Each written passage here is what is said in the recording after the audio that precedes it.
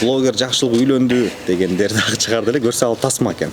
Тасмада эмне кызмат кылдыңыз, ушул тасма тууралуу да айтып берсеңиз. Ал тасмада реклама кылган болчумун, маркетолог болчу. Таласка келсем баары эле даярданып эле үйлөндүңбү деп элечи. Ошо этегин көрбөй элечи. Анан ошого маркетолог болдук. 1 айдай жүрдүм окшойт. Кыйын бекен? Кыйын экен. Анан чындап келгенде ошо актерлордон караганда мен жакшыраак деп окшоймун да. Анткени алар үй бетинде эле көрбөйт экен съемка учурундачы, күн түн депчи. Анан ага караганда мен YouTube каналым жакшыраак төлөп берет экен да.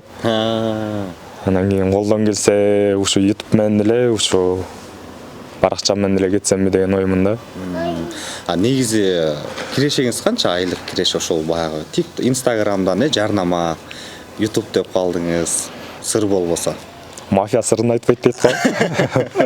Шүгүр жетет. Шүгүр. Азыр ушу менен гана оокат кыласыз же башка дагы мындай кошумча? Жок, интернет тармактан эле азыр.